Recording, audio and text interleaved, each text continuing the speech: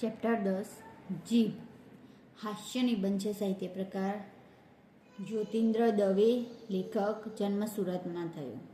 તેમના હાસ્યલેખ સંગ્રહમાં રંગ તરંગ ભાગ 1 થી 6, મારી નોંધપોથી, રેતીની રોટલી, પાનના બેડા, અલ્પાત્માનું આત્મપુરાણ, નજર લાંબી અને ટૂંકી, ત્રીજું સુખ, રોગ, યોગ અને પ્રયોગ, જ્યાં ત્યાં પડે નજર મારી. જ્યોતિન્દ્ર તરંગમાં ઉત્તમ હાસ્ય નિબંધો છે. ધનસુખલાલ મહેતા સાથે તેમણે અમે બધા નામની હાસ્યસભર નવલકથા આપી. તેમને રણજીતરામ સુવર્ણચંદ્રક અને નર્મદ સુવર્ણચંદ્રક મળ્યો હતો.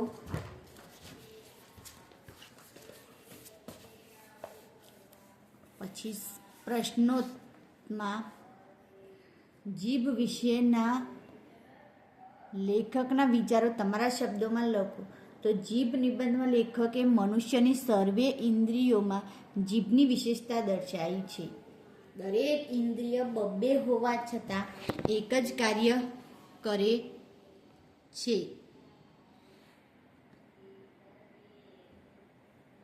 પરંતુ જીભ એક છે છતાં બે કાર્ય કરે છે: સ્વાદ ચાખવાનું અને બોલવાનું. જન્મથી મરણ સુધી જીભ અમર રહે છે, પણ મરણ પછી વાણી રૂપે અમર રહે છે.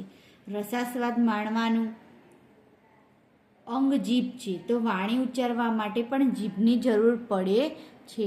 આથી જીભ જ્ઞાન અને કર્મનો સુંદર સમન્વય કરી શકે છે.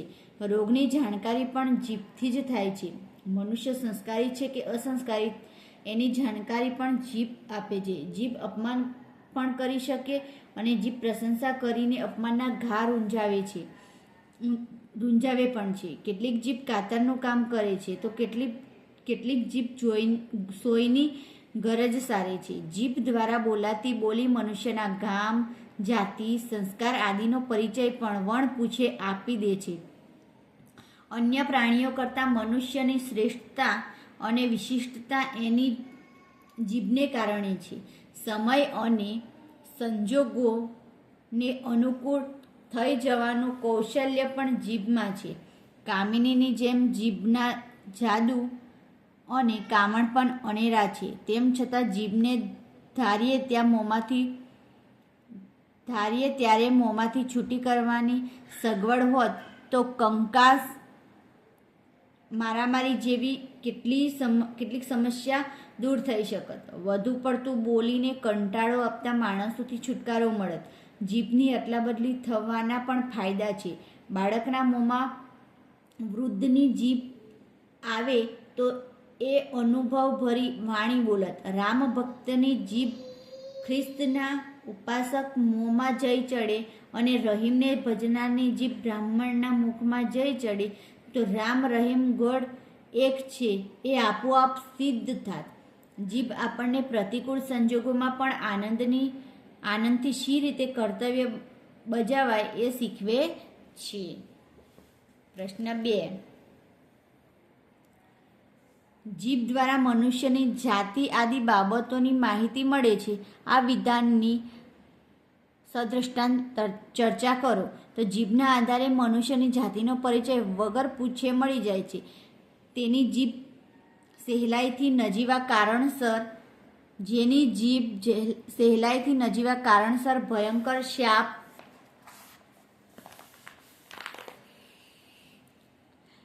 આપી દે તો સમજવું કે એ બ્રહ્મર્ષિ છે. જેની જીભ વેદ મંત્રોના ગણ, જટા, ક્રમ ઇત્યાદિ પ્રકારના પાઠો કરતી હોય અને સોમરસનું પાન કરતી હોય તો સમજવું કે એ બ્રાહ્મણ છે. જેની જીભ વીરરસની વાતો કરે ને કસુંબા પાણી કરતી હોય તો એ ક્ષત્રિય છે. પૈસાની વાત સાંભળી જેની જીભ ભીંજાઈ જાય તો સમજવું કે તે વેશ્ય એટલે કે વાણિયો છે. જેની જીભ મોટે ભાગે મૌન રહે ને અન્ય વર્ણના હુકમ સાંભળી હા મા બાપ એમ બોલતી રહે તો એ શૂદ્ર છે. જોકે હવે આ વર્ગભેદને સ્થાને નવીન ભેદો ઊભા થતા રહ્યા છે. પ્રશ્ન 3. જીભ માટે ઈશ્વરે કેટલીક સગવડ કરી નથી એમ લેખક શાથી કહે છે? લેખક માને છે કે જીભને ધારીએ ત્યારે મોંમાંથી છૂટી કરી શકાય એવી સગવડ ઈશ્વરે કરી હોત તો કેટલીક સમસ્યા દૂર થઈ શકી હોત. જેમ કે નાટક, સિનેમા અથવા સભામાં પ્રેક્ષકોને શ્રોતાઓ પોતાની જીભનો વધારે પડતો ઉપયોગ કરી બીજાને દખલ કરતા હોય છે, પરંતુ સૌને પોતાની જીભ બહાર જુદી જુદી ડબ્બીમાં મૂક્યા પછી જ દાખલ કરવામાં આવે તો સૌને નાટક, સિનેમા તથા સભામાં વધારે આનંદ આવે.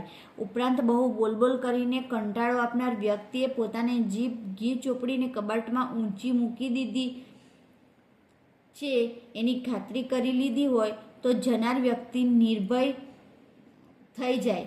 જ્યારે કંકાસ કે કલહના પ્રસંગ ઉપસ્થિત થાય તે પહેલાં આપણે મોંમાંથી જીભ બહાર કાઢી ગજવામાં મૂકી દઈએ તો મારામારી અને ગાળાગાળીને સહેલાઈથી ટાળી શકીએ.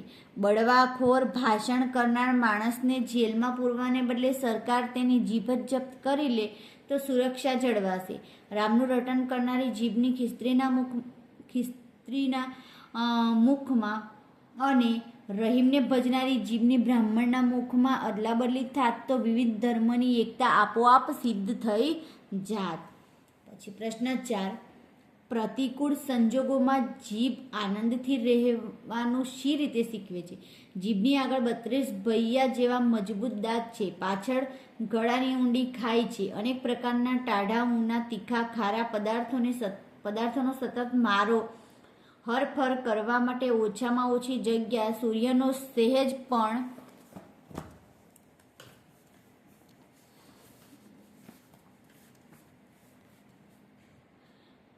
પણ પ્રકાશ ન આવે તેવી સાંકડી અંધારી જગ્યામાં લપાઈ રહેવાનું, આવી અનેક પ્રતિકૂળતાઓ છતાં જીભ આનંદથી નિર્ભયપણે પોતાનું કાર્ય કરતી રહે છે. ખાનપાનનો રસાસ્વાદ માણતી રહે અને અંદરનો તથા મનને, હૃદયના વિચાર ભાવોને વ્યક્ત કરી સંસાર સાચવતી રહે છે. સુખી થવું હોય તો સંસારમાં જલ કમલવત નહીં પણ મુખ જીભની જેમ રહેવું એવો ગૂઢ બોધ વગર બોલે સંભળાવે છે. આમ જીભ પ્રતિકૂળ સંજોગોમાં પણ આનંદથી શી રીતે કર્તવ્ય બજાવતા રહેવું અને સંસારમાં આનંદથી રહેવું એ શીખવે છે. પ્રશ્ન 5, ભિન્ન ભિન્ન વ્યક્તિઓની જીભની ખાસિયત લખો. કેટલીક જીભો પોતાના શ્રોતાના કાનની ઉપાસક હોય છે. આખો વખત સાંભળનારના કાનમાં એ ઘૂમ્યા કરે છે. કેટલીક જીભો એટલી આત્મપ્રશંસા કરે છે કે એમાં પોતાને જે સાંભળનારને ડૂબાડી દે છે, તો કેટલીક સાંભળનારની ખુશામદમાં જ રચીપચી રહે છે. કેટલીક જીભો સ્ત્રીને જોઈને વાચાળ બને છે, અન્યથા મૌન રહે છે. કેટલીક જીભો બીજાના જ મનના વિચારોની વાહક બને છે. કેટલીક જીભો કાતરનું કામ કરે છે. કેટલીક જીભો સોયની ગરજ સારે છે, તો કેટલીક જીભો નેતરની સોટીનો ખ્યાલ આપે છે.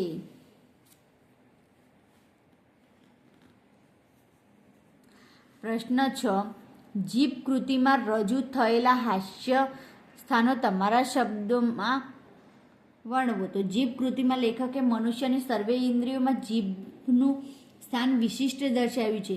જીભની વિશિષ્ટતા દર્શાવવાની સાથે જીભ જ ઘણીવાર કેવું હાસ્યનું કારણ બની જાય છે તે લેખકે વ્યંગમાં રજૂ કર્યું છે.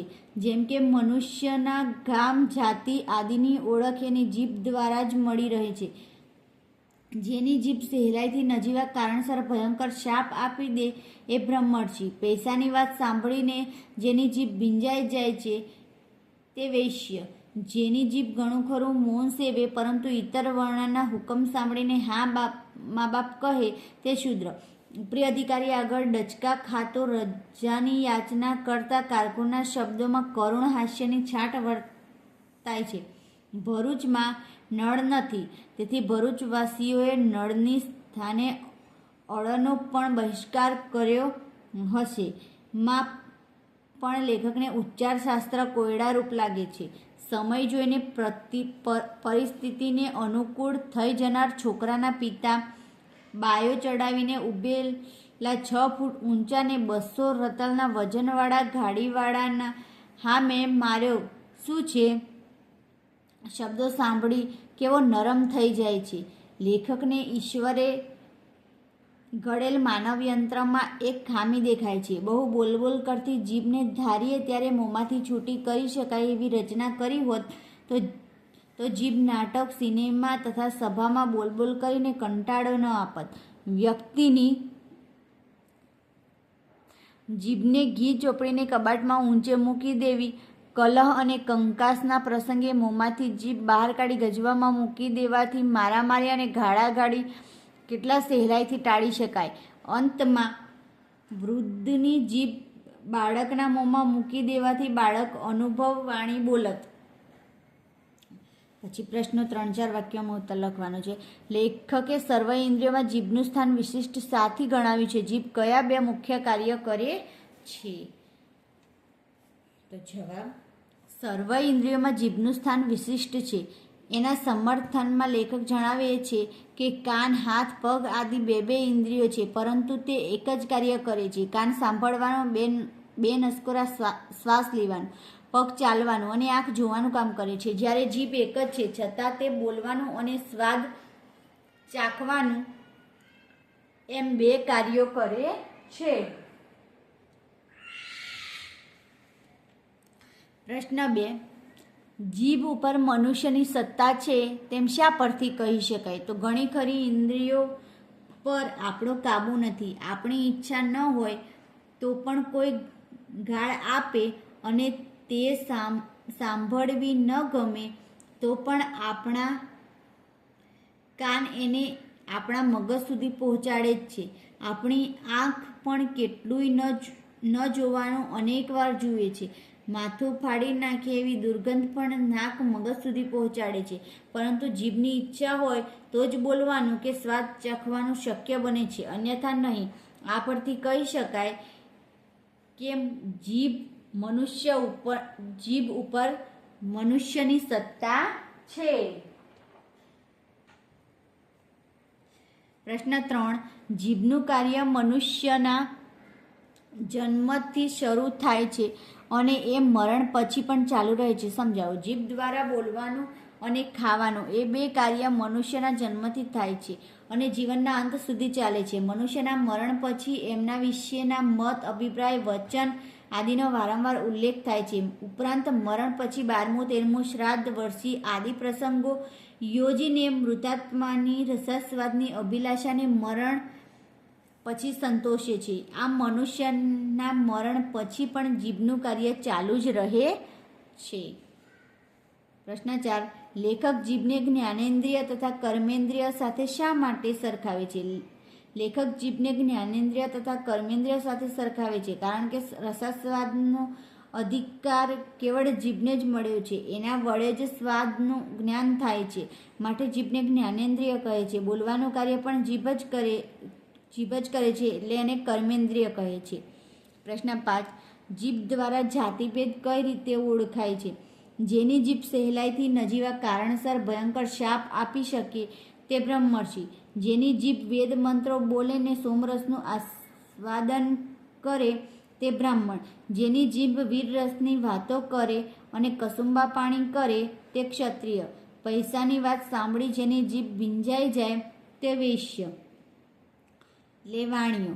અને જેની જીભ ઘણું ખરું મૌન રહે ને અન્ય વર્ણના હુકમ સાંભળી હા મા બાપ, સરકાર, પ્રભુ એવું બોલતી હોય તે શૂદ્ર. આ રીતે જીભ દ્વારા જાતિભેદ ઓળખાય છે. પ્રશ્ન 6. લેખકને ઉચ્ચાર શાસ્ત્રનો વિષમ કોયડો કયો લાગે છે? શા માટે?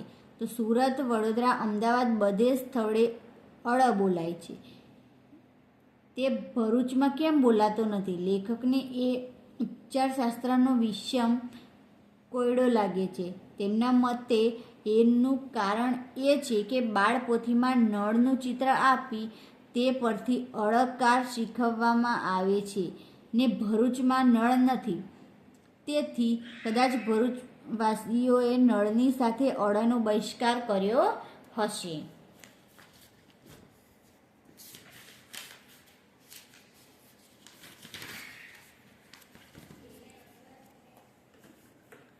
પ્રશ્ન 7. જીભની ભિન્ન ભિન્ન પ્રદેશની વ્યક્તિઓ કઈ રીતે જણાઈ આવે છે? ઉત્તર: ભરૂચવાસીની જીભ અળને સ્થાને લ ઉચ્ચારે છે.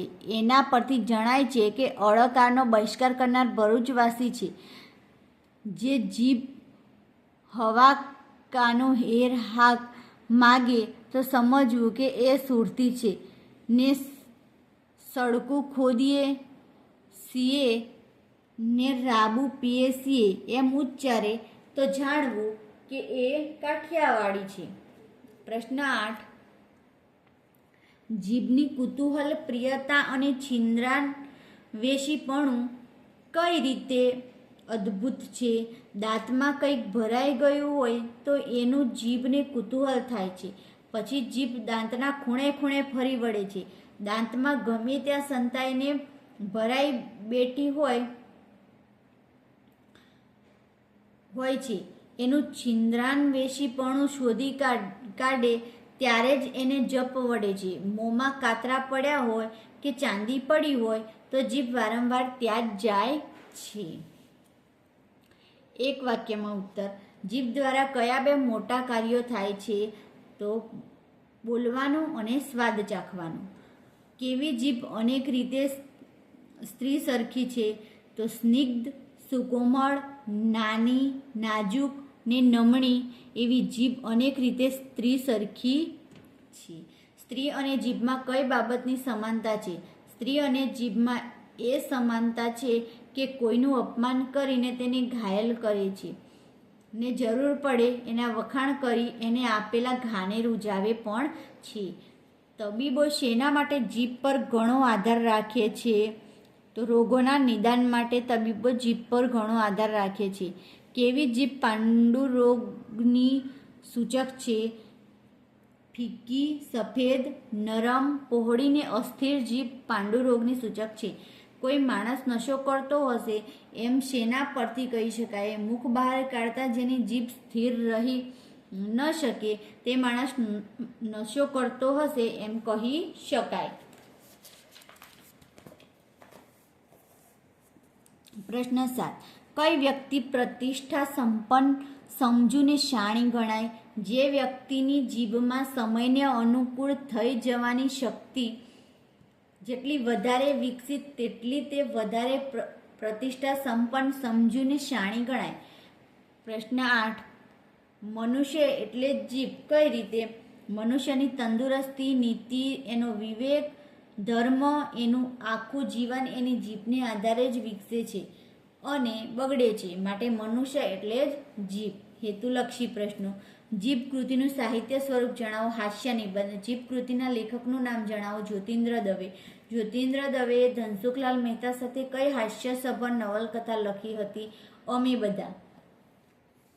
વિકલ્પો. જીભને આપણે શેનું અભિધાન આપ્યું છે? લૂલી. નયન બાણ કરતાં પણ કયા બાણ વધારે કાતિલ નીવડે છે? જીહવા બાણ. કેટલીક જીભો કોના કાનની ઉપાસક હોય છે? શ્રોતાના કાનની. કામિની પેઠે કોના જાદુને કામણ અનેરા છે? જીભના. બીતા બીતા કરગરતા અવાજે ને દીન મુદ્રાએ બોલે તે જીભને લેખક કયા નામે ઓળખાવી છે? તો કારકુનિયા જીભ. વ્યાકરણ. વ્યાકરણ વિભાગ. વાક્ય રૂપાંતર કરવાનું. એનો પિતા ઉશ્કેરાઈ ગયો. એના પિતાથી ઉશ્કેરાઈ જવાયું. કેટલીક કુલવધુઓ આખા ગૃહનો ભાર ચલાવે છે. કર્મણી વાક્ય બનાવવાનું છે. કેટલીક કુલવધુઓથી આખા ગૃહનો ભાર ચલાવાય છે.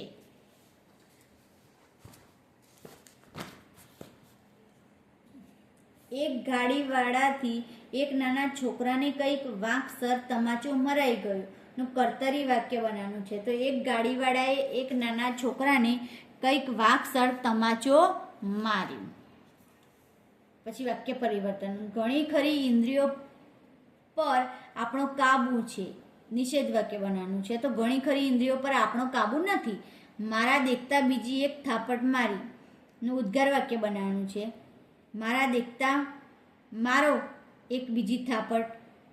પછી પ્રશ્ન 3, સુખી થવા મનુષ્ય સંસારમાં જલ કમલવત નહીં પણ મુખ જીભવત રહે છે. વિદ્યાર્થી વાક્ય બનાવો. મનુષ્ય જો સુખી થવું હોય તો જલ કમલવત નહીં પણ મુખ જીભવત રહેવું જોઈએ. પછી ખોટા પ્રત્યયો વપરાયા છે, તેને સુધારીને લખવાના છે.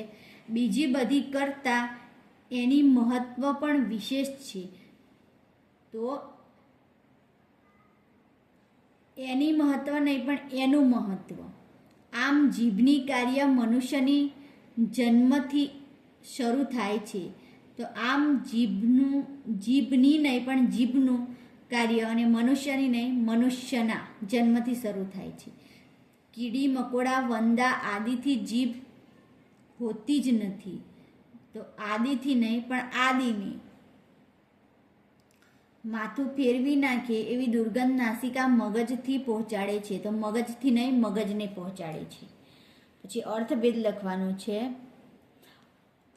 ઉછળવું તો મોટા થવું અને ઉછળવું એટલે કૂદવું. ગ્રહ એટલે પૃથ્વી શુક્ર વગેરે ગ્રહ અને ગૃહ એટલે ઘર. નશો એટલે કેપ અને નસો એટલે ઘણી રગો ગંદકી. પછી અંત સમાપ્તિ કે નાશનો વખત ને છેડો દેખીતી લાંબી ચીજનો છેડાનો ભાગ. પછી ઘણું તો ખૂબ વધારે અને ઘણું તો ગુણતા આવે તેટલું 4 ગણું. પછી 6 વધુ તો વધારે અને વધુ એટલે પુત્રની પત્ની વહુ. પછી સમાનાર્થી શબ્દો લખવાના છે. કુદરતી, નૈસર્ગિક, પ્રાકૃતિક, અધિકાર, હક, દાવો, કેદ, જેલ, કારાવાસ, ઉપાસક, આરાધક, ભક્ત, અસર, છાપ, પ્રભાવ. વાણી, વચન, બોલી, બહિષ્કાર, અસ્વીકાર, ત્યાગ, પરિચય, ઓળખાણ, સહવાસ, સંજોગ, સંયોગ, ભેટો, ધીર, અડગ, ગંભીર, અનુકૂળ, હિતકર, માફક. અભિધાન, નામ, સંજ્ઞા, નિદાન, ચિકિત્સા, ઉપચાર, પ્રશંસા, વખાણ, પ્રશસ્તિ, ભયંકર, ભયાનક, દારૂણ. પછી શબ્દ સમૂહ માટે એક શબ્દ. મરનારના 12મા દિવસની શ્રાદ્ધ ક્રિયા તો 12મું. મરનારના 13મા દિવસની શ્રાદ્ધ ક્રિયા તો 13મું. પિતૃઓનું તૃપ્તિ માટે શ્રદ્ધા ભાવનાથી કરાતું તર્પણ, પિંડદાન, બ્રહ્મભોજન વગેરે તો શ્રાદ્ધ. મરણ પછીના વર્ષે મરનારની પાછળ કરવામાં આવતું શ્રાદ્ધ તો વર્ષી. પાણીમાં ગોળેલું અફીણ કસુંબા પાણી. બીજાના દોષ શોધનારું છિદ્રાન્વેષી. બેહોશ કરી નાખે તેવું અસ્ત્ર મોહાનસ્ત્ર. પૃથ્વીને ધારણ કરતો અસંખ્ય ફણોવાળો નાગ શેષનાગ. સ્વાર્થ માટે કરેલા હદ બહારના વખાણ ખુશામદ. પોતે જ પોતાના વખાણ કરવા આત્મશ્લાઘા. કમળ જેવા પાણીમાં રહે છે તે જલ કમલવત. જીભ જેના મુખમાં રહે છે તેમ મુખ જીભવત. પછી તળપદા શબ્દોના શિષ્ટ રૂપ આપવાના છે. હવાકા તો સવાકા 4 પૈસા. હાક તો શાક. હેર તો શેર. રાબુ તો રાબ. સીએ તો છીએ અને લૂલી તો જીભ. પછી જોડણી સુધારીને લખવાની છે. રૂઢિપ્રયોગોના અર્થ લખવાના છે.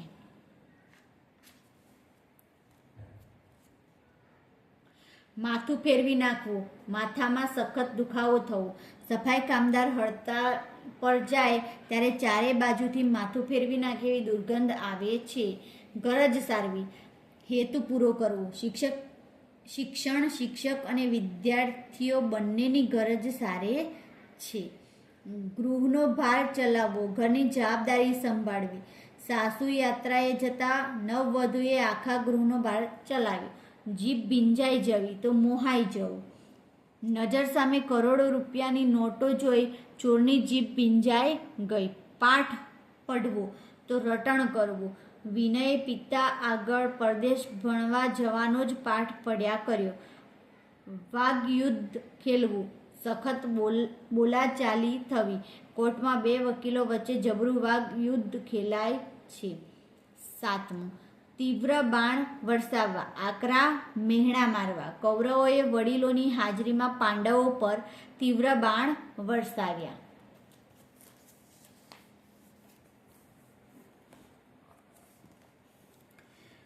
ઝાટકણી કાઢવી તો સખત ઠપકો આપવો. બધો દૂધપાક ઢોળાઈ જતા માએ દીકરીની સખત શબ્દોમાં ઝાટકણી કાઢી. છાલ ઉખેડી નાખવી, સખત માર મારવો. ખૂંખાર ગુંડાઓ ઘડીક વારમાં શત્રુની છાલ ઉખેડી નાખી ભાગી ગયા. બાઈ ચડાવી, લડવા માટે તૈયાર થવું. શેરીમાં બંને પક્ષના લોકોએ સાવ નાની વાતમાં સામસામી બાઈ ચડાવી. મન હરી લેવું, મન જીતી લેવું. કૃષ્ણે ગોપીઓનું મન હરી લીધું. જપ્ત કરવું, કબજે કરવું. પોલીસે છાપો મારી ચોરીનો મુદ્દામાલ જપ્ત કરી લીધો. પછી સંયોજક શોધીને લખવાના છે. બીજા પ્રાણીઓ કરતાં મનુષ્યનું શ્રેષ્ઠત્વ તથા વિશિષ્ટત્વ તેની જીભને લીધે છે. તો તથા જેનામાં એ શક્તિ જેટલી વધારે વિકસિત તેટલો એ વધારે પ્રતિષ્ઠા સંપન્ન સમજૂને શાણો ગણાય. તો જેટલી તેટલો ને. કામીની પેઠે જીભના જાદુને કામણ પણ અનેરા છે. ને જીભને ધારીએ ત્યારે મોંમાંથી છૂટી કરી શકાય એવી રચના કરી હોય તો કેટલી સગવડ થાત. તો 4માં જ્યારે ત્યારે. એની ઈચ્છા હોય તો જ બોલવાનું કે સ્વાદ આપવાનું કાર્ય જીભ કરી શકે, અન્યથા નહીં. જો, તો, કે. પછી વિભક્તિ વપરાય છે, વિભક્તિ લખવાની છે. સાંભળનારના તો ષષ્ઠી વિભક્તિ સંબંધ વિભક્તિ. કાનમાં તો સપ્તમી વિભક્તિ અધિકરણ વિભક્તિ. મનુષ્યોનું તો ષષ્ઠી વિભક્તિ સંબંધ વિભક્તિ.